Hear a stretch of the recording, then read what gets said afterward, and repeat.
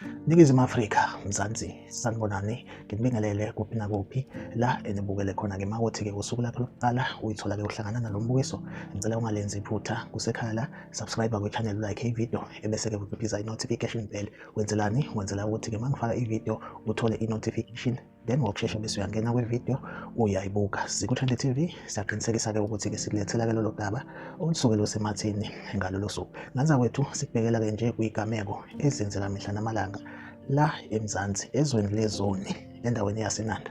Indawo yaseNanda-ke siyayazi ukuthi-ke idume ngani. Idume ngokuthi kunomdlalo nje odlalwayo engicabanga ukuthi njengamanje usamuhle kakhulu, umdlalo wey'gebengu namaphoyisa ezikaMkhwanazi, igebengu ezaziwa kakhulu-ke ngokuthi zibiza ngokuthi-ke i-West Gang. Ama-leaders e-West Gang alo eshawa nje kwakhona evelayo iyashawa amaphoyisa, amanye-ke njengale eshone last month ishawe abanye ozakwabo abayizimbangi ze-West Gang, nalabo abashaya i-leader last month baphinde-ke bona bashawa amaphoyisa kuyona le nyanga esikuyona. Udaba oluvelayo kuthiwa-ke umngani we-West Gang leader esanda kushona ebiyaziwa ngokuthi uNgobi, kuthiwa-ke naye amaphoyisa athe ayomnokhela la ahlala khona, emfunela naye amacala amaningana okubulala. Kuthiwa-ke uvele-ke wadubula kuqala. Kuthiwa-ke amaphoyisa njengenjwayelo nawo-ke aseke aphendula nesibhamu. Kuthiwa-ke yalala-ke insizwa encane kuthiwa izalwe ngo-2007. Ngaza kwethu